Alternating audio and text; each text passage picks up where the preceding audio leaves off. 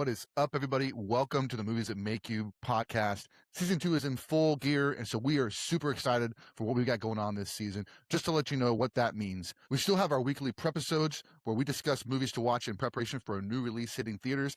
I got my buddy POPpaGoss on those each and every week. Those drop on Mondays at 6 a.m. Also, we have our Creators Conversations. This is where we're interviewing people from the business and beyond to discuss what they do to create and how they create their art. We will be releasing one of those interviews a month, so be on the lookout for that on YouTube. We're also doing our monthly watch-alongs where we pick a movie to watch. We live stream our conversation while we're watching the film on YouTube. This week, we're going to be preparing for The Bride, and in order to do that, we're going to be watching a bunch of Frankenstein stories, and we're bringing our good friend back to the show, Horror Cat Dad, as we discuss these classics. We hope you also check out our website at moviesthatmakeyoupodcast.com. There you can see all of our social links. You can listen to the podcast. You can watch the podcast. We also have our merch store. You can find tons of merch for Movies That Make You and our friends. We also have a link to our letterbox where you can see all the movies that we watch in preparation for the new releases, but also the movies that make you laugh, the movies that make you cry, the movies that make you scream, and everything in between. So before we get to this week's episode, let's check out what we got coming up on the Movies That Make You podcast. Next week, we're going to be preparing for the Oscars by talking about the 10 nominees for Best Picture as we prepare to see which movies get the golden statue. And then on Friday of that week, we are going to have Alex Armbruster on for a Creators Conversation. It's going to drop at 2 p.m. We're going to be talking about his career as a stunt performer, all the way back to when he got started, all the way up to and including his performance in Frankenstein, which is nominated for 9 Oscars. So we're going to be dropping that for Oscars weekend. Join us. You don't want to miss this fun conversation. Then on that Sunday, March 15th, join Josh and I on YouTube as we do our live watch along of the Oscars. Hear our commentary as you watch the awards, and we can all enjoy them together. The week after that, we're going to be talking space movies in preparation for Project Hail Mary with Ryan Gosling. We'll be talking about a couple of movies where folks needed rescuing from space: Apollo 13, The Martian, and Interstellar. Check it out. The week after that, we're going to be bringing back our good friend, the Spooky Okie. We're going to be discussing films to prepare for Ready or Not, Here I Come. We're going to be talking about the first Ready or Not film, Abigail, and others. The week after that, we're going to invite Zeke on the show to discuss Super Mario Galaxy. We're going to be discussing a lot of films that have to do with Nintendo, characters, Mario Brothers, etc. So it's going to be a fun episode to have Zeke on. Hope those episodes excite you. So without further ado, let's get to the podcast. We are back with another episode of the Movies That Make You podcast. I'm here. My co-host is here, POPpaGoss. What's up, brother? How is it going? Going well, and we are welcoming back to the show our good friend, the Horror Cat Dad, Larry. What is up, my man? Larry, how's it going, dude? Thanks for having me on. Good, man. Absolutely. We had so much fun on the Predator one. We had some really good action on some of those shorts. That was pretty cool. The Danny Trejo one went pretty wild. So that was cool. It did. That was awesome. Yeah. But we wanted to have you back. Josh told me that you are a huge Universal Monsters fan, so we're diving into some Frankenstein today in preparation for The Bride. Maggie Gyllenhaal, Jake Gyllenhaal, Christian Bale, and Jesse Buckley starring in that. It drops this Friday, so we're going to talk about some of the Frankenstein movies, not all of them, but some of them that have been released before. So. First off, Larry, what is it about the Universal Monsters that hits so right with you? Well, I guess it's probably from when I was a kid. My first experience, I call them the Orange Books at my not local, but my elementary school library. I found them in the library, and I was just so taken aback by, I didn't know there were films, so I just kind of man, these are so cool and everything was black and white. So it wasn't like, kids today that have to have everything in color. Like I was instantly one of those black and white kids, I took them home, and my mom, she saw how excited I was, and she told me that, oh yeah, these are movies. And I was, man, these are movies. And then, once they were on Turner Classic Movies, she showed them to me, and I've been a fan ever since, That's awesome. I have to say, I grew up knowing of them, not necessarily as the Universal Monsters, but knowing them, Dracula, Werewolf, the Wolfman, Frankenstein, the Mummy, the Invisible Man. I knew them as kind of separate entities, and then later, I think it actually wasn't until it was kind of like that Tom Cruise Mummy was coming out, where there's a lot of talk about them kind of rebooting the Universal monsters, and I was like, "Oh yeah, that okay, cool." Um, and funny enough, I just recently started going back and watching those original ones. For Nosferatu, I watched the original or the 1930s Dracula. I'd seen Nice. Nosferatu before. I watched the 1930s Dracula, and then for Wolfman, Lee Whannell's Wolfman last year, I watched The Wolfman, and now for The Bride, I've watched Frankenstein, and then later this year, in just about a month and a half, I'm going to watch Mummy for The Mummy. So, and you have so graciously said you're going to come back, so we're going to have some more horror cat dad, which makes life Nice. wonderful. You Josh, can never have enough horror cat dad. it's true. It's true. You're too kind, Josh, my man. And John, in my list of the Universal monsters, I think I skipped a very special one to your heart, though, didn't I? Yeah, well, Larry and I share the love for the good old creature from the Black Lagoon. Actually, I won this as a giveaway from Universal Studios. Nice. But yeah, oh yeah, is That's that the awesome, man. glow figure? Yeah, this Oh was man, I love it. I saw that at we have this store here that sells mostly movies, but they sell Funkos and action figures too. It's called Vintage Stock. We have like 4 or 5 of them around town. And I was looking for some Catherine O'Hara movies on Blu-ray for cheap there. They didn't have hardly any of the ones I was looking for, but I saw that the creature figure, but I almost bought it, but the box was a little beat up and they wanted like I thought way I can probably get it for cheaper on the online or something. But yeah, I love that figure. But yeah, creature kind of caught my eye not at an early age. I mean, honestly, not till the video store days when I started actually sitting down and watching movies and studying the early movies that had come out and kind of where like Hollywood started. I mean, we have the Universal monsters to thank in largely for like, creating imagination early on. And I know people when they came out originally probably were like they were probably freaking out, even though it's not like blood and gore or anything. But like in the 30s, they're probably like, "What the yeah. heck, Mhm. blasphemy!" But yeah, I when I worked at the video store, I took a couple of the Universal monster ones home, and I'd always seen the cover of Creature from the Black Lagoon, and I love like I loved Alien. I had seen Alien with my dad growing up, and that kind of got me interested in like monsters and creatures and stuff.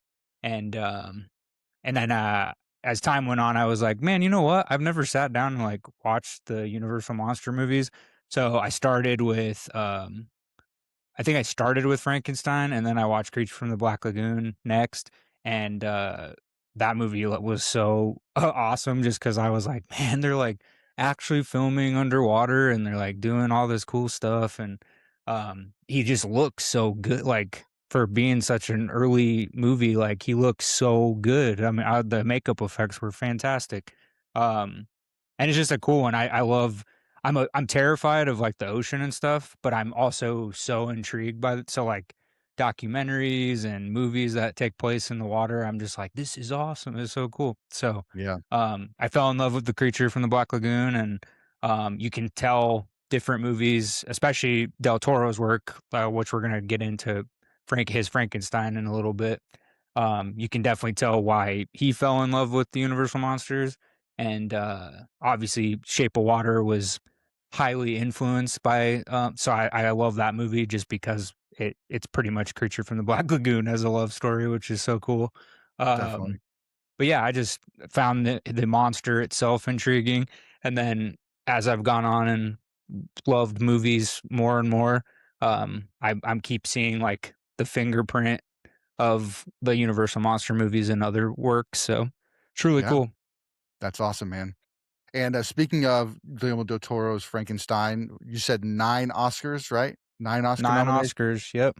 And we're going to be having kind of a little plug next week. We're going to be talking through all the Best Picture noms, and I've got 2 left to watch. That'll be a good time. But that's next week, so be sure to show back up here. But I did have I told you, Larry, that I had a treat to share on the podcast for this episode. I've been saving it. It is Oh, Dankenstein's nice. monster Yeah, Yes, That's double awesome. IPA. It's a double feature. that's so cool. Nice. That's cool. And then this one isn't opened, but this one is, and I got it like two Halloweens ago, 2 Octobers ago. Nice. The Yeah, I 19 saw some of those. Crimes Frankenstein cover, and it with the 19 Crimes, it's got the augmented reality where you pull up the app or their website, Yeah, and you like point your camera at the wine bottle, and it'll talk and move in your Wow. camera. yeah, it's So pretty cool. They all the do 19 like Crimes does it. I forget which one they did there was a Walking Dead bottle that they came out with, and, Yeah. I didn't the liquor store, I didn't wouldn't have known that without them putting, like, a note there, and they were like, Mhm. "Yeah," they're like, "Check it out, like, pull up your camera and do the thing," and I did it, and, like, they have, like, a whole scene of, like, zombies coming out of the bottle and stuff, and I was like, "This is the coolest thing I've ever seen." It's pretty Like, what a awesome. Man, great that's awesome. marketing tool. I It almost Yeah. started oh, good. no, I was gonna say I saw those at the grocery store, and I wanted to pick up those bottles because I mean, obviously, Universal Monsters fan. Wasn't Right. gonna open them or anything. I liked the artwork because I saw the one for I think it was like the Bride and the Mummy and that Frankenstein one, and I was just like, man, these are so cool. And I usually I see something Universal Monsters, I want to pick it up, but I was just like, well, do I really want to get it? Hopefully they'll have them again. You can go grab them. It's worth it. It's worth it. Alcohol cans and bottles are tough because, like, I'll see some out in the wild, and I did have a bunch. I ended up just throwing them away because they were just taking up space, but, I had, like, a Lord of the Rings beer that had, like, it was, like, gold limited edition, had, like, gold around it, and, it had the sword on the side. Nice. Um, there was another one that was, like, Monty Python and the Holy Grail, but it was like what was it? It was like a dark beer. Yeah. But yeah, it was cool, and then, obviously, I tore the boxed artwork up, but, my buddy Attack Peter, who works for Mondo, his Godzilla PBRs that came out recently, the Nice. boxes were only like $10 for a whole box, so I bought 2, and then, I was just gonna keep 1 sealed, but that didn't happen, so I kept 1 can sealed, and then, I tore the artwork off to put it up on my stuff, so it's got a Nice. cool Godzilla. His Godzilla artwork is so cool, so The most expensive, whatever you call that, movie paraphernalia alcohol I have bought is Deadpool and Wolverine gin. but American yeah. Gin, Ryan Reynolds Gin, Company came out with a Wolverine, cover and a Deadpool. Of course, they have the Deadpool cover, all the time now, but they did a Wolverine one as well, and so I bought 2, it was a pairing, and I have them Nice. they're just up in my closet because I don't wanna just have alcohol, like, just sitting on my on my shelf back here because you If never I know what kids might do in the middle of the night. Yeah, exactly. No, if I had to say I want to get one, it'd probably be the Blade Runner 2049, Johnny Walker. I Nice. would love to Oh, find that. Um, yeah. but yeah, it's not gonna happen. That thing is like only came out back then. A buddy of mine, he said he found one a while back and he got it. That's amazing. Crazy, crazy. Well, Good cool. Well, old let's Blade jump Runner. into it. Let's jump into it. We're going to talk about Frankenstein, 1931, Bride of Frankenstein, 1935, Young Frankenstein, Mary Shelley's Frankenstein, and then Frankenstein, Guillermo del Toro. And we'll talk through them as much as we can, just kind of having some good conversation. And then we'll call it a night and say we're prepped. We're ready for the bride, even though it's not going to be anything like any of these, but it's going to be a fun time. Let me talk about a little bit from my experience watching Frankenstein the first time. One, I had heard about these characters before, but it didn't seem like any of them were accurate to what was in Frankenstein in 1931. And so I don't know if I just knew about Young Frankenstein's characters, even though I'd never seen Young Frankenstein, because I thought it was Victor Frankenstein was the doctor. I thought that he had a guy next to him named Igor, which is I know that's in Young Frankenstein, but it was Fritz in 1931's Frankenstein. And so I was just like going into this, I was going, this is not what I was expecting, but let's roll with it.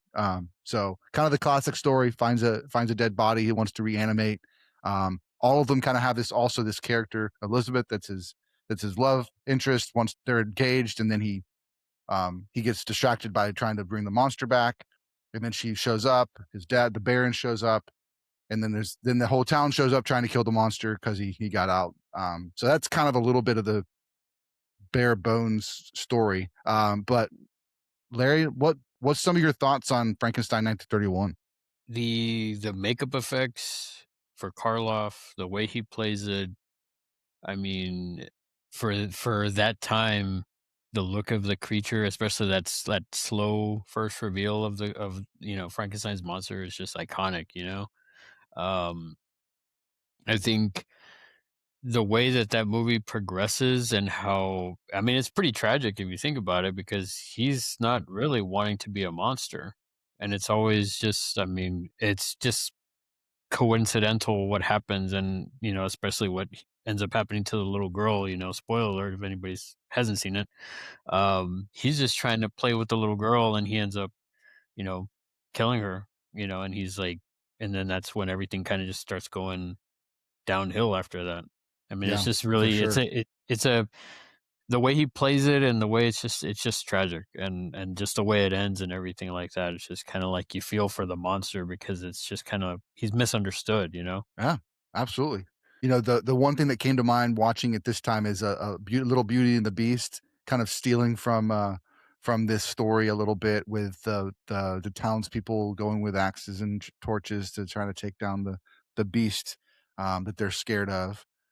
Josh, what about you? 1931, Frankenstein. What are some Yeah. standouts to you? So I kind of touched on it.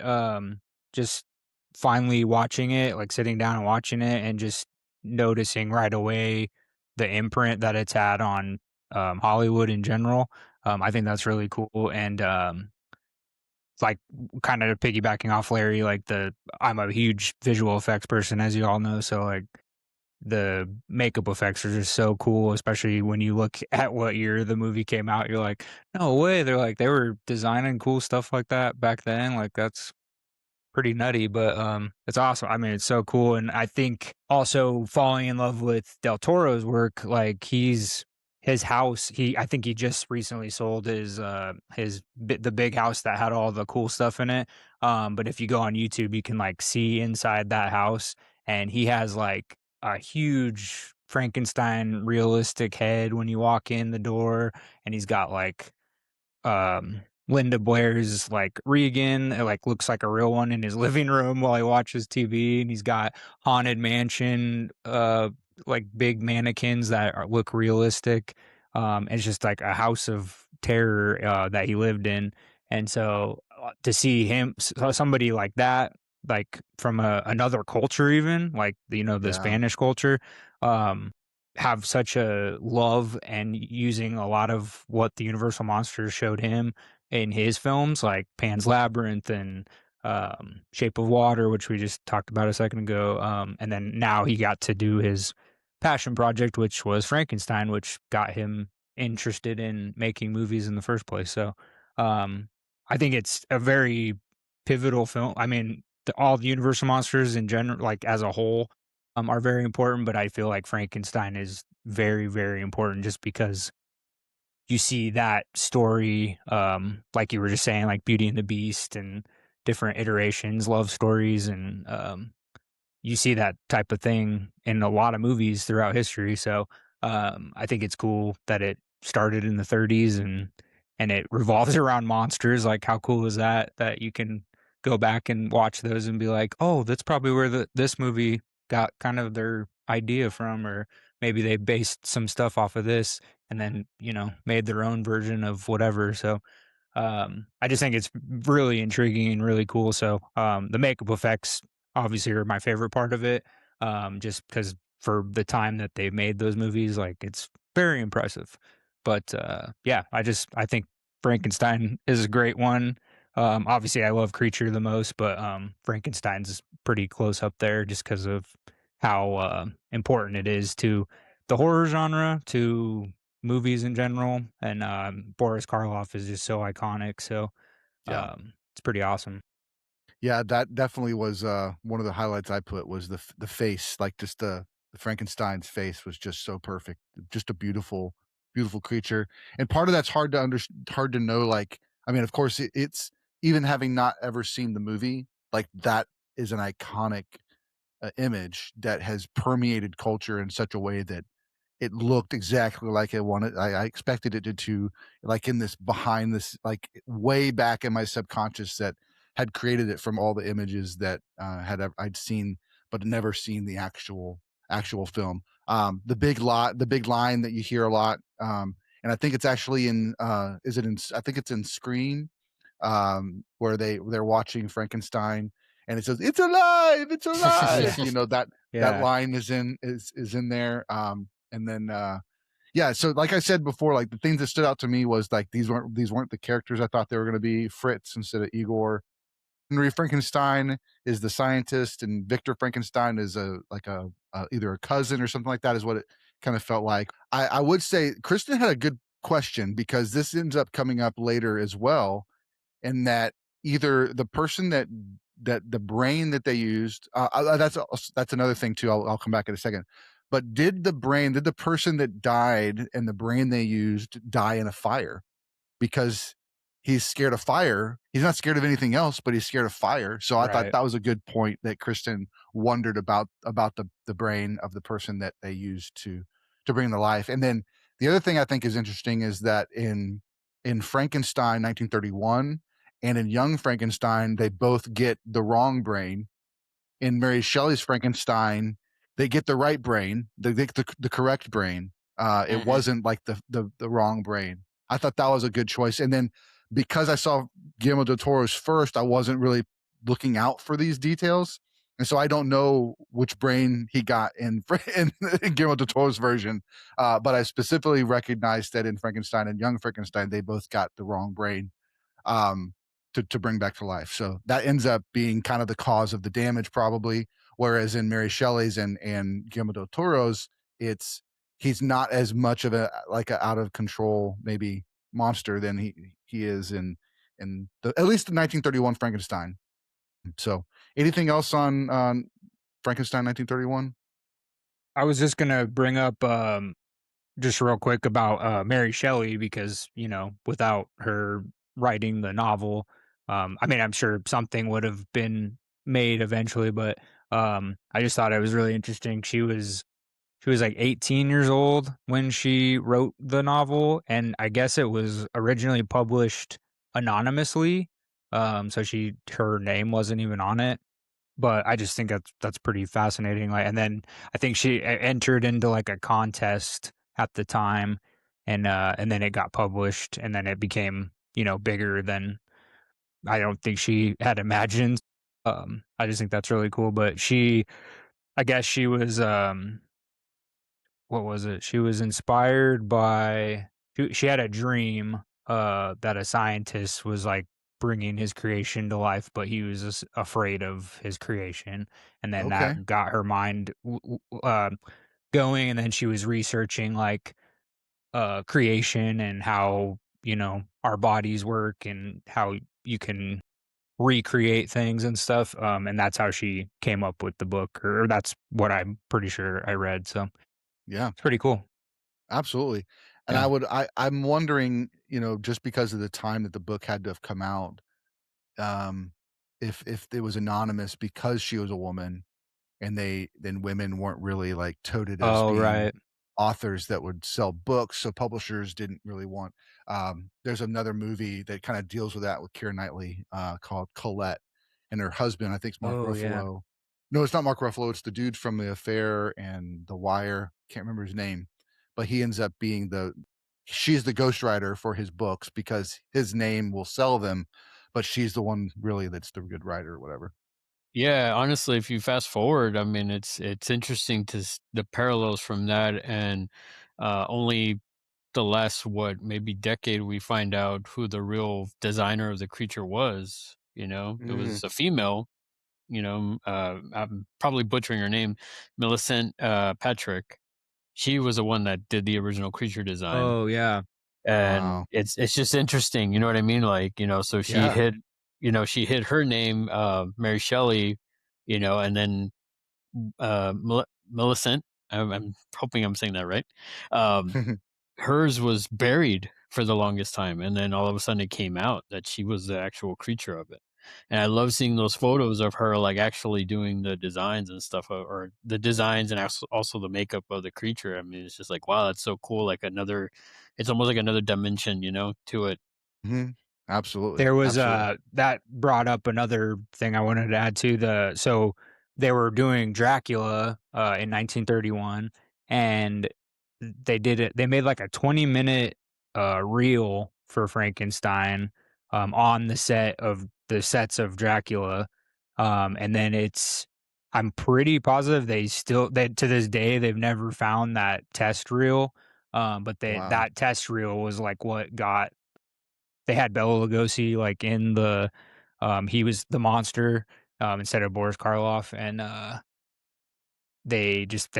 put, like, a 20-minute reel together, and I think there's, like, a poster that is out there, and that's the only way you can see, like, kinda what it was going for and what it looked like, but they said the 20-minute reel, like, that launched Frankenstein, like, I don't think they've found it to this day on any Wow. lots or anything, so pretty cool, but yeah, Bela Lugosi was the monster instead, so I thought that was interesting. The other thing I was going to mention too is 1931.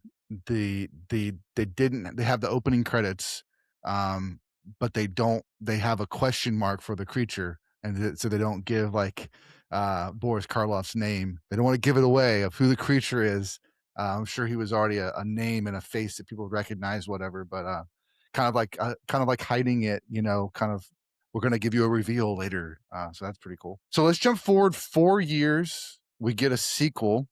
And believe it or not, while Frankenstein was being burned in a windmill, he didn't die and he escapes. And this one was really interesting to me. Um, Kind of telling more of the story. The monster is now like gaining knowledge and listening. He's being drawn by the violin. And I'm assuming that some of this is also in the book because of Mary Shelley's Frankenstein kind of dives into it a little bit. Um, and then Young Frankenstein also does too, with the bride, but then also the violin music and stuff like that.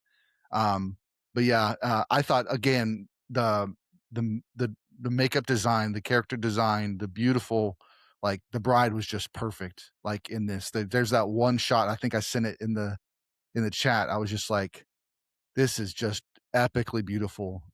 So yeah, Larry, take it away, man. Bride of Frankenstein, 1935. What are some standout things for you? The music, the effects of the bride herself. It's interesting because it's like, um, it's really a lot of it has the monster, and then it's like she's kind of like later in Right, the film, very end. Yeah, yeah.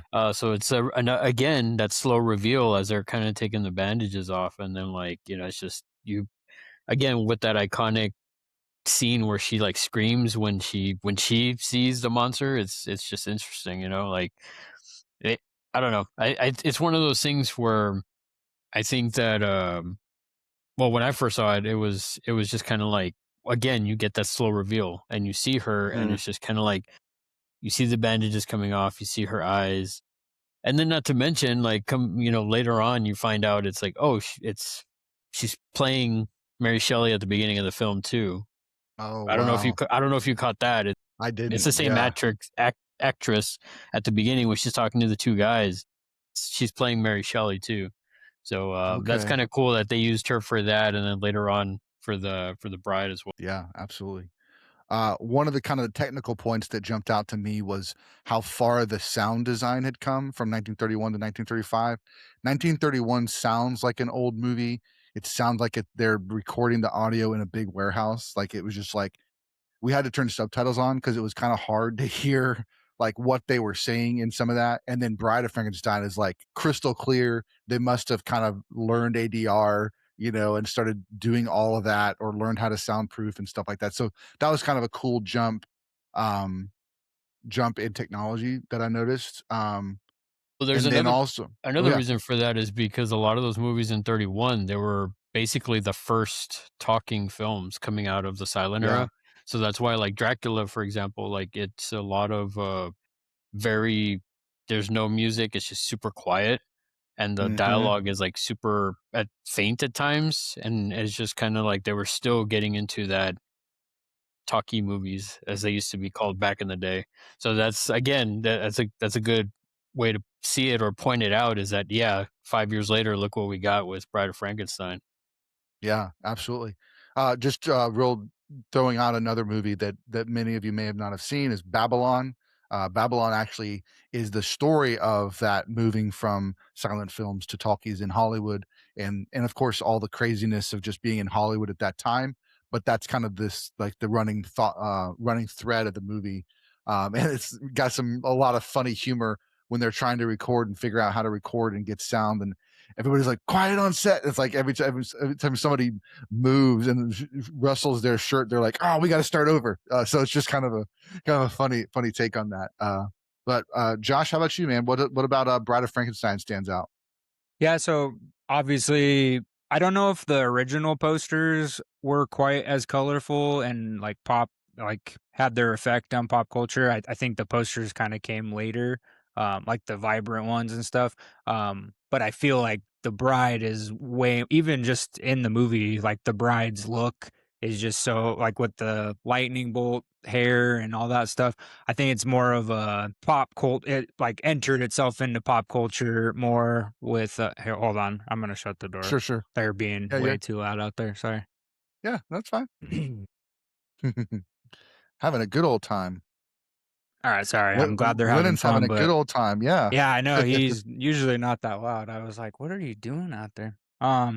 But yeah, I think it's just more pop culture-y, I guess I should say, hmm of all the Universal monsters. In a good way though, like you can obviously see another example like Frankenstein, what I was just talking about. You can see the imprint in movies going forward. I think The Bride has done that as well, and you obviously can see what Maggie Gyllenhaal her version is kind of going for, and it's more pop. I mean, even like the font and hmm the first trailer, I was like, oh, this is like a like a modern, well, not modern, but like a mobster era version of the story, and just like looks very colorful and really cool. Um, but yeah, I Side mean, note on it's that, sorry, I just saw the new trailer for that in front of uh whatever the movie I Iron Lung. saw this week. Yeah, yeah, and Yeah, it was and I saw that one too. he says, "The Bride of Frankenstein," and she goes, Yeah, "No, just the bride." And it was just yeah. like, "Oh, And then yeah, that's so cool." Christian's, smirk in that scene too was cool. I had that same Yeah, trailer when I went to the Iron Lung too. nice, Um, yeah. but yeah, it looks fun. Stoked for The Bride. I hope it's at least, I think it's in good hands, but yeah, you can definitely see, like, Bride of Frankenstein kinda had its, mark for sure, pop culture-wise. I was gonna bring up, for the prosthetic, and everything for Boris Karloff for this one, it looks different, like, his face is more puffed out, I guess you could say, instead of, like, sunken in on his, like, cheeks and stuff. Um, and I guess he was against saying anything in The Bride of Frankenstein, but the studio turned him down and said, "No, you're gonna do this." So he had to kinda, like, redo all the stuff that he had worked to build the Frankenstein and or the monster in Frankenstein. Original, yeah. And he had to, like, kind of not start from scratch, but that's why he looks so different in Bride of Frankenstein, like, just because he had to kinda tweak it to make the studio happy and, like, for him to tolerate whatever they needed him to do and stuff, so it's kind of odd, but, and they also I mean, it kinda helps because of the, um, surviving being burnt and stuff in the so they kinda, like Mhm. in black Yeah, and white even, they kinda made it look more like Yeah, that the he head looks different, and, Yeah, yeah, just the makeup is different, and yeah, not only that, but even in Bride of Frankenstein, they kinda have him doing more stuff, yeah, even though in the first one, he's just like this, like, lumbering Yeah, slow. Like he's doing more stuff in Bride of Frankenstein, and a lot of people will say that it's the superior of the two. And I'm wondering, like, I like it too. I think it's actually like really good, and I can't say which one I prefer more, but I think it's probably because I see Frankenstein do more stuff. I think Yeah. that's maybe why. That's just my theory. sure. Plus, I mean, again, the bride looks awesome. Like Yeah. she just pops off the screen when you first see her, like completely, you know. Hmm. Yeah. Just also And I just was, I, like Elsa was just like beautiful too. I mean, just like naturally, just she just had a really pretty face. So like that face being really pretty, but with this like crazy hair that nobody had ever seen, like it's just a very iconic like yeah, character in cinema. So it's pretty cool. for sure. Yeah, I was going to comment on the action of Bride of Frankenstein because like in the first one he was strong, but in this one he's like ripping down doors. He seems smarter. He's listening. He's intrigued by the violin. I had to like think because I had just seen the Batman, and I was like, I recognize this song, and it's Ave Maria is the song that the violinist is playing, which is the same song from the Batman. That's kind of Sure. like this kind of through thread for the whole movie. And it's also a great classic, like, Christmas song. But but yeah, I just thought that was interesting, and he just kind of went over and just wanted to listen, and then kind of ended up the blind guy was able to kind of talk to him and invite him in, and he didn't know that he was a monster. I mean, there's even some of that stuff is stuff we've seen later in other movies, where someone will say, I don't basically because they are blind or because they don't have that sense, they don't see the broken person in front of them, and so they can just be beautiful because of how they are and their spirit. So there's some cool stuff with that. Um, but yeah, one of the other things I wanted to mention on the visual effects was the miniatures along with the actual full size people. I just have that note here. I can't remember exactly which scene it was, but I felt like that was so well done to have like kind of like a green screen effect with the miniatures and the real people. So I thought that was fun. Um, yeah, Yeah, the cool. sets too. I was talking to Spring the other day. I think we were just talking off camera, but the in Bride of Frankenstein, like that scene towards the beginning when the couple falls in the water, like they're in the waterfall, and there's the big rocks and the trees and stuff. Like it's cool because I don't know if they were just starting to get where you could see more in the picture. So like the set, I don't know if the set was just smaller and then it just looked like it could be, huge rocks and water, an actual waterfall and stuff. But I thought that was really cool because they pan out and you can see like everything in the picture. Like you can see the tree, you can see the waterfall that they fall off into.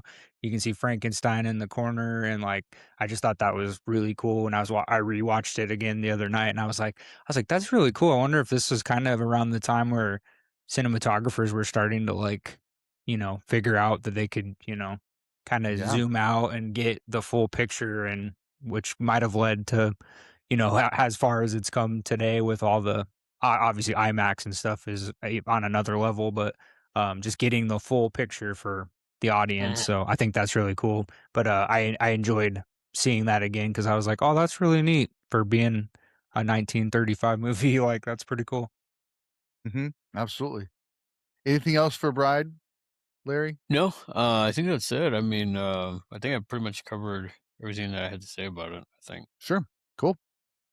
Well, we're going to take a little detour from the seriousness of these stories. We're going to go to Young Frankenstein. We're in chronological order. So Young Frankenstein comes out, Mel Brooks film, written by Mel Brooks and oh man, I'm blanking on his name. Um, Gene Wilder. Wilder? Gene Wilder, thank you. Yeah, written by them. Mel Brooks and Gene Wilder, and this is another movie I had not seen before. Wow. My parents were not like. We watched some movies, but they weren't like the Mel Brooks movies. They were the Sure. Disney movies. And I mean, there's some stuff in this that for a kid is like, oh, that's a little racy for like a kid. Yeah, for sure. So, and then by the time probably I Love it. was wanting to watch movies, I was wanting to watch Teenage Mutant Ninja Turtles, not some old black and white film, right? So, it Right. just never got on the list. And that's one of the fun things about doing the podcast and doing these prepisodes is it forces me, or it gives me opportunity and an excuse to go back and watch some of these films I missed. So being able to watch these Universal monsters is fun. And then also I laughed. I felt like George McFly in that scene when Marty's there watching TV at the dinner table. I'm sitting in the bedroom because my Roku TV's in the guest room, so I'm laying in the guest room. I've got got the thing going. I'm just going Slapping your butt off. just laughing my butt off and all the silliness and all the ridiculousness, which is Mel Brooks, right? It's beautiful. Yeah. But also kind of the backdrop being this story that I've now seen 4 times, kind of played in this kind of spoofy manner. It was like, this is perfect. It's nearly perfect, in my opinion, for being a great spoof. And these days you don't really usually get a spoof of one. I mean, it might be 2 movies by the, it's Bride and the original, but one story. Usually those spoof movies. Now it's like, hey, let's take the whole genre and just make fun of all of them. So that was an interesting take, but yeah, man, Igor, it's pronounced Igor. Are you sure? They told me it's Igor. No, it's Igor. Like kind of just so funny. Normal Wasn't brain? Wasn't your hump on the other side? What hump? Yeah. What hump? Yeah. Yeah. Put the candle on this candlestick. Yeah. So great. And then It's he too sees good. the lady and you want to have a roll in the hay? Yeah. It's really fun. I think she's rolling in the hay. It's like Yeah. Yeah, no, and then while they're riding to the castle, werewolf. What? Werewolf? Yeah, their wolf, their castle. Why are you talking like that? I thought that's what you wanted to talk about. Silly. So silly. It's goofy. But this is the iconic like Igor that I thought I was going to see in the original 1931 with the Hunchback and but I didn't. He wasn't there. It was and so I was surprised by that. But yeah, Larry, what about you, man? Young Frankenstein, does it have good fond memories for you? Oh yeah, of course. I mean, the amazing Gene Wilder. I mean, he kills it. Terry Garr. I mean, Yeah, it's interesting because it's like she's playing the sort of damsel at some points, and in other parts she's just like silly, and in other parts like she's very elegant, but at the same, I don't know, man, she just does a great job. And and then also for the longest time I never realized that the late great Gene Hackman was the blind guy. yes. Right? I grabbed that. It took me about half the scene, and then I was like, "Wait a second, that's Gene Hackman. That's amazing." Yeah, it's just like watching it all so many times as a kid, and then like finally like later on in life, I was like, "Wait, that's Gene Hackman." And then now when I saw bits of it again, I was just like, "Oh my god, yeah, you can clearly see it." But no, and it's again like you were saying, they spoof those 2 films, and it's great because they get a lot of the stuff. You see the parts that they're pulling from each film. Like the blind guy invites him in. There's that. I mean, obviously, like just the other stuff with the from the first film from Frankenstein, and I mean, it's just silliness all around. I mean, and it's everybody. Right. It's like they try to. You see Wilder trying to play it straight, but it's still. It's still Gene Wilder. It's silliness. You know what I mean? Like, I don't know. Yeah, it's great. The violin being a huge key moment for like a key through thread for the entire movie, because it's the violin music that draws them down to the basement, and it's the violin that kind of draws the monster back in when they try to capture. I thought the trading of the brains was kind of funny, and I was like, where are they going with this? And then it was like, oh wait, they both still have their consciousness. Okay, that's cool. And then it's like at the very end, she's humming the violin song, and now he's the monster. But what did you get? What if he got? If he got some of your brain, what did you get of him? Oh, so great. What a great way to end Young Frankenstein. But yeah, the other moment I was going to say was the charades moment while he's being strangled. That was so ridiculous. So ridiculous. I used to say a lot of the Mel Brooks thing. I used to say a lot as a kid too. It's pronounced Frankenstein. I used to say that to everybody after I Why saw that isn't it movie. Froderick? Yeah, Igor was great. Like he was the perfect Yeah, like Marty felt. I mean, Gene Wilder's so amazing. I mean, everybody's great. You got yeah. Lawrence Leachman. You got Peter Boyle, legendary. Mm-hmm. Yeah, Peter Boyle. Gene Hackman, like you were just talking about. I mean, he's not in it for very long, but and then Mel Brooks. I mean, that dude very rarely misses in his Mm-hmm. resume. So, I mean, I'll get into my Young Frankenstein now, but my dad showed me, like, we grew up, and this was still VHS was still the only thing around at the time when I saw Young Frankenstein. So I remember getting the like 20th Century Fox VHS copy. My dad picked it up, and he had seen it when he was younger, and I probably was the first time I saw it, I was probably between like 8 and 10, if I had to guess. I was a little kid, but I just remember my dad telling me like how much he loved this movie and how funny it was. And we sat down and watched it. And my dad, it's tough for my dad to rewatch movies. Like some of the ones that he grew up watching that he likes to watch, he'll watch them down the road again. But very seldom does that happen. So, my dad showed me Monty Python and showed me Mr. Bean and showed me all these like, mostly British comedy, and then Mel Brooks, obviously, like he showed me a ton of Mel Brooks. One of my dad's favorite movies is History of the World Part 2, or Part 1, I guess it's called.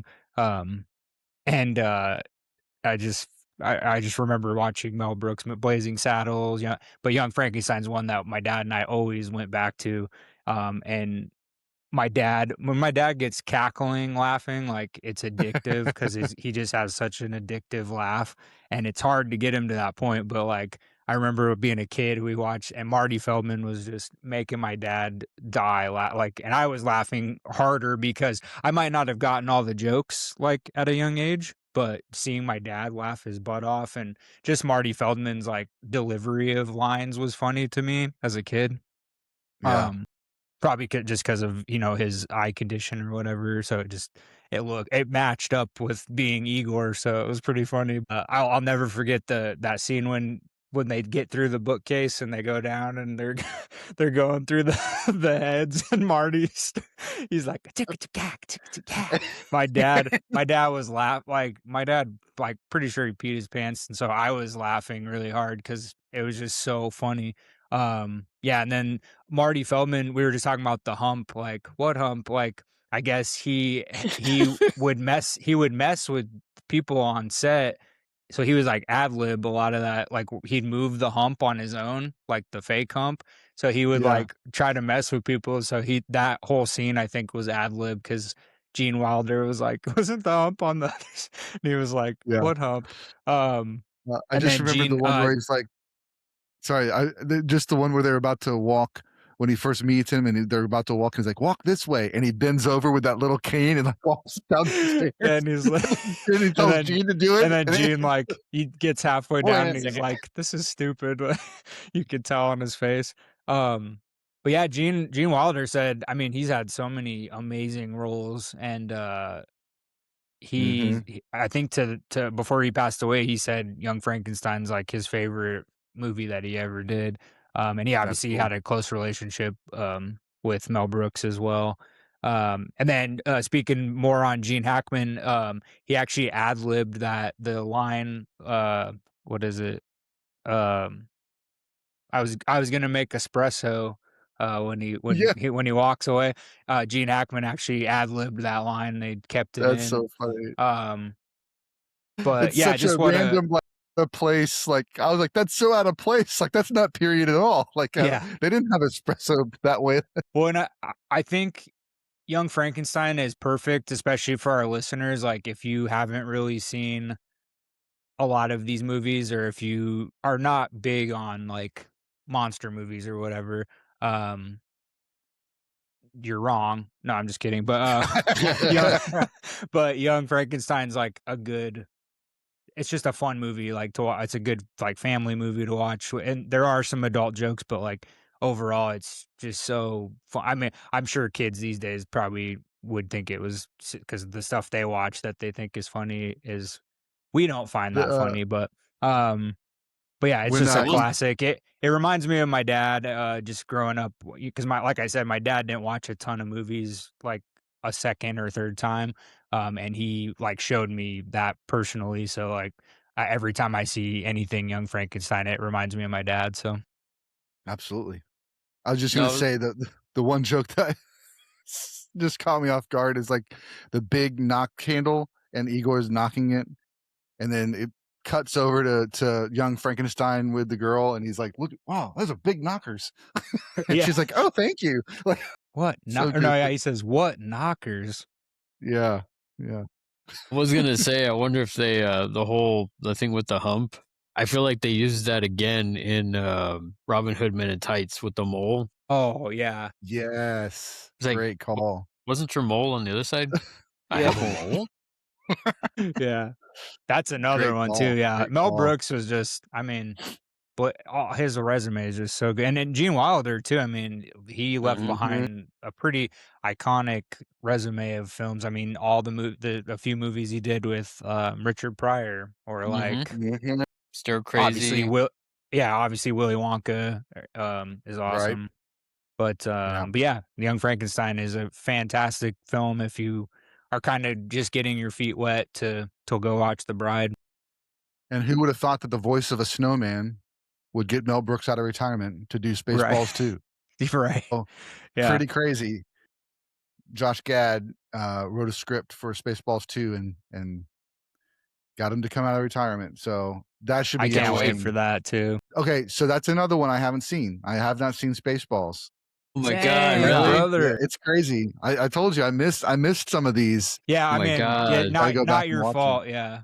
Yeah, That's I mean, crazy though. if Spaceballs you is classic. yeah, if you think Young Frankenstein, if you had so much fun with Young Frankenstein, oh my You're god, you gonna gotta watch you might Spaceballs. not You're gonna survive. die laughing. Your heart's gonna fall out of your butt or whatever. yeah, yeah. You're just gonna die laughing. I mean that film is just That's awesome. so everybody's in You that. better put some knee pads on because you're gonna slap them a lot for sure. Nice. That's awesome. It's so Well, fun. let's Yeah, man, jump. I can't wait for Yeah, you to watch that now.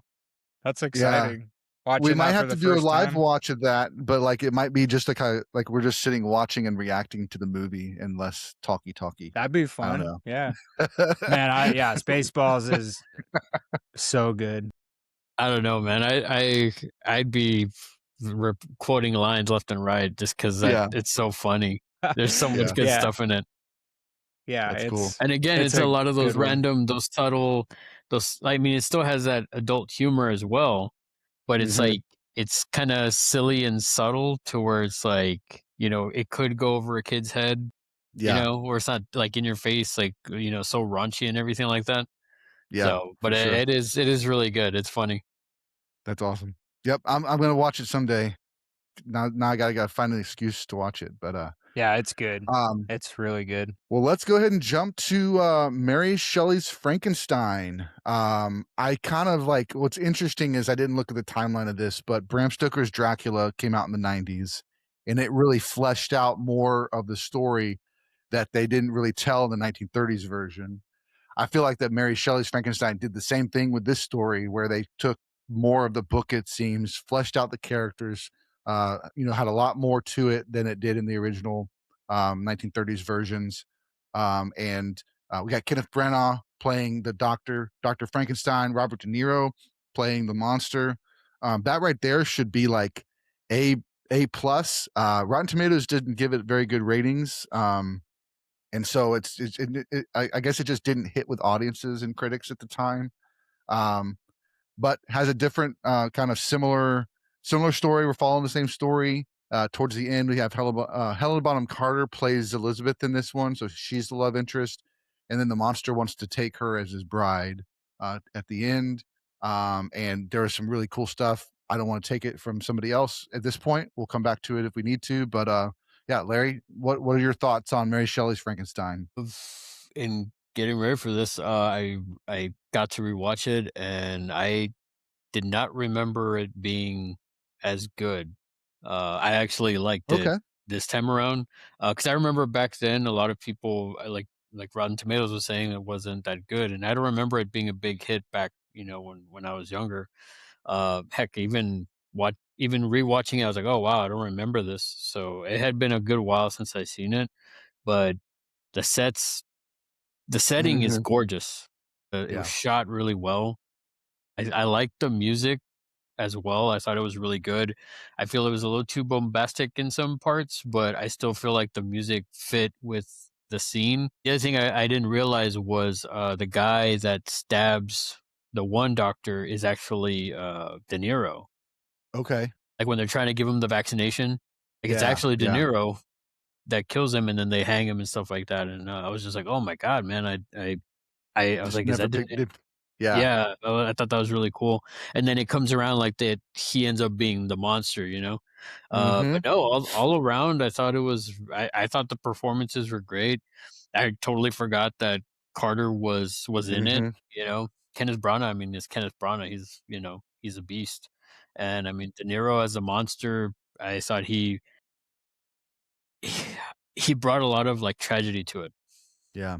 Like, again, going back, they use that scene with the blind guy and how he's like, "Oh, thank you," and all this stuff, and then the family comes in and they're, like, running him off and all this stuff, but it's like he saved that family when he pulled out all the food so they can actually eat, and, it's just because of his appearance, the son and the wife and stuff, like, it's just I don't know, it was really yeah, I was like, "Man, it was really, really good."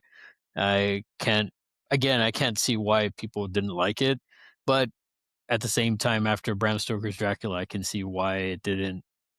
I guess people were Hit that wanting same. Yeah. yeah, For sure, for sure. I will have to say, you said Kenneth Branagh was a beast. In this one, I'd never seen him so beastly. Oh my gosh, when he is like having his shirt off, I'm like, when did you get abs, bro? Like, wow. Because I'm so used to seeing him play, just the more scientific or the smart guy. And this one, he's playing I'm the hunk. So I thought that was fun. I thought Helena Bonham the Carter was locks. Yeah, the yes, yeah, the locks. Yeah. long flowing golden locks, yeah. Helena Bonham Carter, I thought was really cute in this one. She plays a more subdued character than most of her others are very eccentric. Of course, at the Mhm. end, when she becomes the bride, she gets to flare out of that eccentricness. But up until then, she plays a very straight laced character, kind of subdued and wanting to be with her fiance, and him being distracted by the monster again. That was great.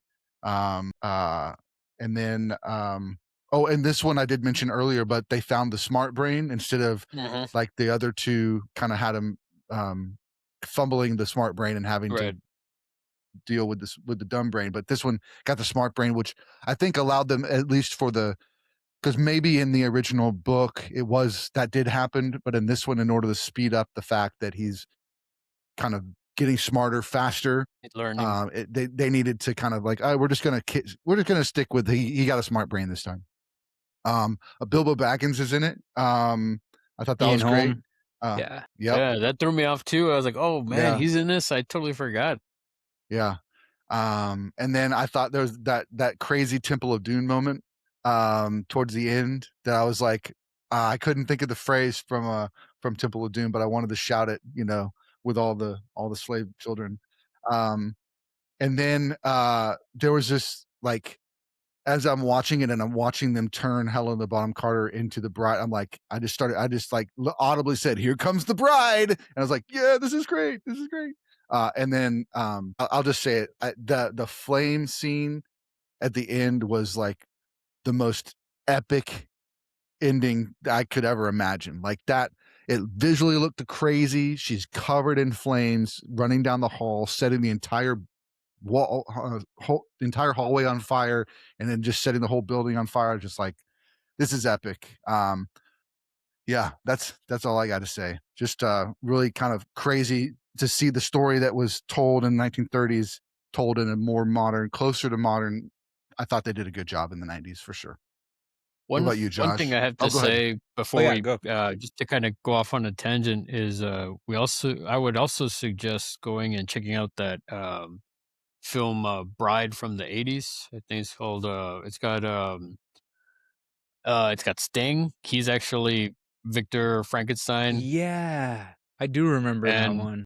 it's also got the girl from Flashdance as the bride. Okay. And yeah, no, that one's actually really good too. It's also got Clancy Brown as the monster.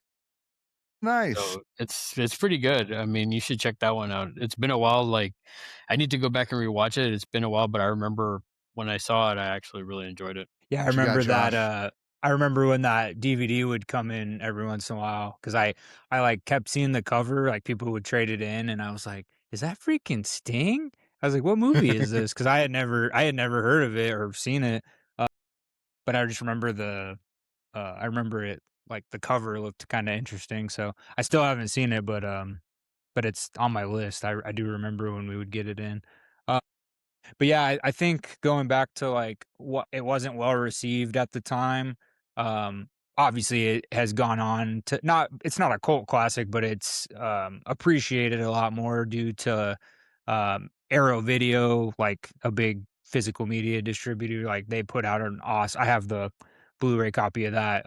They put out an awesome like Blu-ray disc of that. Um, and so I think people it took him a while to appreciate it, but I also think, like, Kenneth Branagh comes from the UK, obviously, but he's, like, from the Shakespearean way of doing things, so it's more pretty Mhm. much all the movies he's either acted in or directed have, for the most part, I would say probably like 80% of them have been Shakespearean in some way, and they're movies, but they're done in a way of like a theater production, almost like a Yeah. Shakespearean style. So I think a lot of times, especially back then in the 90s, like, people weren't really into that style. They were into more grungy stuff and more, um, you know, just other things, and comedies were coming out in the mid 90s. Like comedies were bigger than they were nowadays for sure. So I don't know, I think it just took a little bit of time for people to appreciate it, even though it had some heavy hitter actors and stuff. um but one thing that did knock it out of the park was the effects team. I couldn't go without talking about the visual effects team. So, it was they were nominated. They were the only Oscar nomination the movie got was the makeup effects team, and it was Paul Englund. I think I'm saying that wrong. Daniel Parker and Carol Hemming. And Paul actually has two Oscar nominations. I I don't know if you guys ever saw the movie. It was Greystoke, The Legend of Tarzan with, No. I think, was it Casper Oh, Van Dien? Was he Tarzan in that? No, I'm thinking of another one. Greystoke, Grace. Greystoke, The Legend of Tarzan. Hmm. For some reason I was thinking, oh no, it was, what's his face? Yeah, Christopher Christopher Lambert. Lambert. Yeah, Highlander, Okay. yeah. Gotcha. Um So anyway, that it's not a terrible movie, but he got an Oscar nomination for makeup effects for that, which he actually shared with the legend Rick Baker. Rick Baker actually Nice. did the head of effects for Greystoke, Legend of Tarzan, which is so awesome. And for our listeners who don't know who Rick Baker is, he's he's one of my highest makeup effect people that I would love to meet one day, maybe at Frightmare, but he created American Werewolf in London, the famous, I think it's one of the greatest transformation scenes that's ever been made, but he's to thank for that scene. So yeah, this guy Paul, he worked with Rick Baker, and he's got a couple Oscar Predator. nominations. Which one? Well, No, that was Predator. Stan Winston. No, that was Stan Oh, well, Winston. but I think Rick worked on he worked on part of The Thing. I think well, no, not the thing. You reminded me of something I can't remember off the top of my head, but um he did work. Speaking of Universal Monsters, though, Rick Baker did partially work on the Benicio del Toro Wolfman that came out. Hmm. Okay. But then he got kind of pushed to the side, and they didn't really let him use his talents. They were going digitally at the time, and so like a lot of CGI, and he didn't really like that, obviously. So but yeah, really cool effects team. Daniel Parker worked on Matrix Resurrections and Cloud Atlas with the Wachowskis. Cloud Atlas has incredible makeup effects. And then Chernobyl, the HBO series, which was really good if none of you've seen it. And then Carol Hemming, she seems to have worked with Kenneth Branagh a lot. She worked on his Cinderella live action and the Jack Ryan movie that he did with Chris Pine, Jack Ryan and Nice. the two agents or whatever. Um, Yeah. but yeah, really cool Shadow Agent, effects. Shadow Yeah, Reaper, or Shadow something like Agent. that. That was what it's called. Yeah.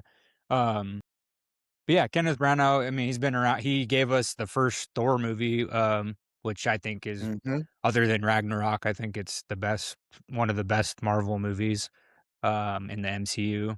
But yeah, he's just more of a Shakespearean type style director and actor, and I think people just don't always either want that or they just don't appreciate it as much as other people do. So Yeah. maybe that was why. But I think, like Larry said, I think especially rewatching it recently, I was like, I forgot how, certain scenes are just so awesome, especially for the 90s. Like 90s was kind of coming up in the film world, like they were starting to get more and more cool practical effects, and Robert De Niro I think he looks great in the movie Yeah. as well. Well, Yeah. even the Um, period piece, like the set pieces, like it yeah, felt so like, cool. you know, Yeah, it did an amazing job. And then even like after that, like you were saying, other films in the '90s. I mean, just look at Braveheart. Just look at the right. castles, Yeah. everything, the architecture, and that. Like, just the set design was amazing.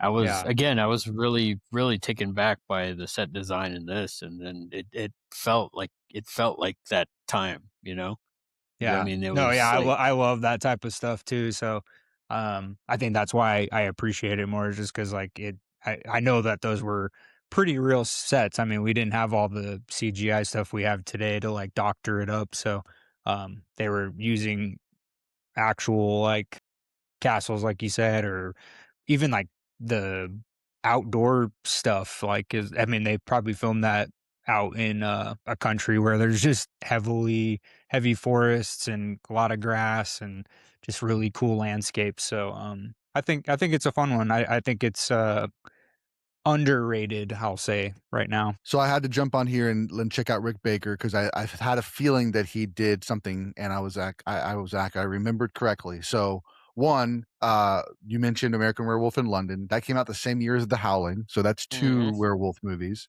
He then did Michael Jackson's Thriller. mhm. Yes. So that werewolf transformation, or that transformation, kind of piggybacking on that, he did Captain EO, which is the Yeah. Michael Jackson short film that you could only see if you went to Epcot. I got to see it one time. It was so epic. Yeah, it Then is he did cool. makeup for Werewolf on a TV series. He did one of my favorite Wolf movies, which is Wolf with Jack Nicholson and Michelle Pfeiffer. Oh Came out in yes. Nice. Yeah, '94. yeah. Love that Love that movie. movie. Love that That is a movie. great film. Batman Forever, and then Planet of the Apes, the one with Mark Wahlberg. He did The Ring, A Haunted Mansion, and then he's Hellboy with Guillermo del Toro. Wolfman, like The you mentioned the before, Grinch with with Jim Del Carrey. Toro. Yep, The Grinch. Yeah. So You're leaving just out a man, very just love. important one with Eddie Go for Murphy. it. Yes, go for it. Freaking Two 2008's Norbit. Norbit. I thought you were gonna say Nutty Professor. You did do No, Nutty he did. Professor, Nutty He Professor actually too, he but worked on Norbit, and he also worked on. I don't remember this having heavy effects, but Life with Martin Lawrence and Eddie Murphy. He did the makeup for that. Mm, Oh, he did. No, he did do Nutty nice. Professor. He got an Yeah, yeah, Oscar yeah. nomination. Yeah, It's 97. crazy. He did Ed The Wood with Tim Rocketeer. Burton. Harry Y'all and are the also forgetting. Hendersons. There you go. I was Harry about and to the say that. Yeah. Hendersons. Y'all are Yeah. forgetting that one. That Who? one. But Yep. yeah, That's his awesome. Man, so great. seven-time Oscar nominee. He's won let's see, he's actually won quite a bit. Harry and the Hendersons he won. American Wolf in Mhm, London, mhm. obviously. Ed Wood he actually won best makeup. Um he shared it That's with cool. V. Neil, who I think didn't V. Neil work on Batman Returns? Or I'm thinking of somebody else. Never mind. I'm not I'll go sure. off on a oh no, V Neil. She didn't do the makeup, I don't think, for that, but I think she was Michelle Pfeiffer's stunt double for. Okay. She did a lot of the I was gonna s Catwoman, action stuff for that, I believe, if I'm okay, not mistaken. gotcha. But I did anyway, see that he really was cool. on Batman Forever also, so Yeah. No, but Rick's a legend. I would, I mean, I have a lot of favorite makeup people like Greg Nicotero, um, but yeah, Rick Baker's pretty high up there just because I mean, mainly for that werewolf transformation scene. I think that's one of the coolest things that's ever been put on a movie before. Yeah, I mean, yeah. I would also, I would have to mention Rob Bottin from The Oh, Thing, yep. and Oh, yeah, The for sure. Howling. He did the transformation for The Howling as well. Yeah. I mean, Tom Woodruff Jr. He did the effects for Alien 3. I mean, heck, he was the Gillman in the Monster Squad too. Oh, Wow. yeah, yeah, yeah. Yeah, no, So that's the type of stuff that got me into like awesome makeup Mhm. effects and like practical, just being practical. Like that's just so like artists making cool stuff. I mean, even Savini came up with a lot of cool mm, stuff. Like he's been at a lot of cons I've been at. I still haven't like sat and like met him yet. Um, but like he's important to makeup effects too. So there's just I love that kind of stuff. So it's fun. Very cool. Well, that brings us to our final movie we're going to talk about tonight, and that is Guillermo del Toro's Frankenstein, released last year. This one is up for 9 Academy Awards, we mentioned earlier. And be sure to check out our Oscars episode next Monday. And then also next week, Friday of next week, we're dropping our interview with Alex Armbruster, who was a stuntman in Frankenstein. So we are super, super excited for that. He Very excited. actually That's shared, Oscars weekend. So yeah, he actually shares a story with everybody. So from Frankenstein. So can't nice. wait for you guys yeah. to see So that. Yeah, it's awesome. oh, that was so fun. That was so fun. Yeah, he Uh, shared a but lot of really awesome stories. kind of list. We won't deep dive. The story is very similar. Acting I'll say the acting is great. Superb. Oscar Isaac, Jacob Elordi, Mia Goth was great. Christoph Waltz. Acting's great. The story follows very closely to. I will say that the design. So in the original 1930s films, we didn't see the design that we see in Mary Shelley's Frankenstein, and it seems like as far as like the hooded kind of scarfed character, right? Like Robert De Niro comes on and in some of the scenes he's trying to walk around in real life, and so he's got to cover himself up so he just doesn't get seen. They don't recognize him as the monster. Guillermo del Toro seems like he borrowed some of that also for his telling of the story. So Jacob's in when he's out in public or especially in the snow scene, he's covered up in a similar fashion. So I thought it was kind of cool that, and of course I don't know, I haven't read the book, so that's where I'm not sure if Guillermo del Toro is inspired by the films or if he's inspired by their source material. Either way, really cool look. I mean, Guillermo del Toro's fingerprint is all over this film, from the gothic romance to the visuals just being completely that kind of steampunk type vibe. It's just beautiful. Of course, we already talked about it. He did um, Shape of Water, which is a dive into kind of a Creature from the Black Lagoon love story. We already mentioned he did The Wolfman with Benicio del Toro and Anthony Hopkins. So he did The Wolfman. Now he gets to do Frankenstein. Just makes you wonder which other universal monsters will he want to play with before he calls it quits. But yeah, I mean, that's all I'll kind of say. Just really, really good movie. Check it out on Netflix. Watch it this week because it's amazing. So, Josh, how about you?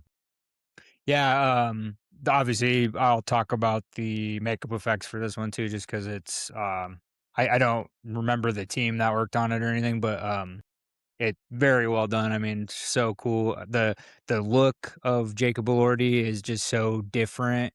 Um, I have to wonder if a lot of this movie was based solely on the source material, and then, transferred to the screen, for the first time. Like, I think the early Frankensteins we've got up to this point, as awesome as they are, I don't know if they match exactly what the story is kind of like.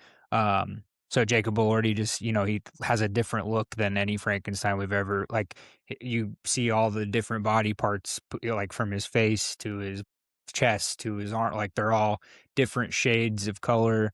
and just different body parts put together, which is cool. And he's got long hair, and it's just very different. And he's a tall. I think Jacob Elordi's like 6'5" already, so I think he's just it's really cool. But yeah, the makeup effects are awesome. Del Toro is amazing, and it's very poetic. It's just a really beautiful film. So that's pretty much all I have to say without spoilers. Yeah.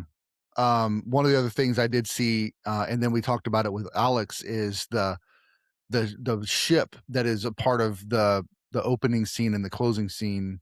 If we've seen Mary Shelley's Frankenstein, that's how this movie starts as well.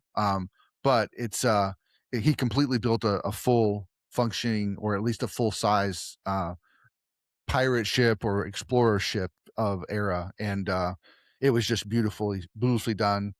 Alex mentions that they rehearsed for 2 months to prepare for that one scene. So that's all I'm going to give you from that interview. So go check it out. But yeah, it's just so great, beautifully done, just incredible. So yeah, absolutely. Well, cool. Well, Larry, thank you so much for joining us again. Yeah. So good to have you on the podcast, and looking forward to having you back for The Mummy, because I have not seen the original Mummy, as I mentioned earlier. So good excuse to watch that. And it's Karloff again too. yeah, Mm-hmm. very So cool. Very cool. I mean, you're going to see the parallels between, or not parallels, the range and difference between him as the monster and him as as the mummy. I mean, it's Nice. pretty cool. That is awesome. Excited for that. So yeah, go guys, everybody go see The Bride this weekend. Go see it in the Yes. theater. Go to the theater, see it. Port Maggie Cinema. Gyllenhaal, Jake Gyllenhaal, Christian Bale, great cast. Jesse Buckley, who's on the rise. So yeah, check it out, and we'll see you guys next week. Yeah. Thanks, everyone. Awesome. Thanks so much for listening to the podcast. We hope you enjoyed this episode. Don't forget to jump over to our website, moviesthatmakeyoupodcast.com, see all of our links. Follow us on Instagram so you never miss an episode, a live stream, or an interview. And until next time, keep watching movies.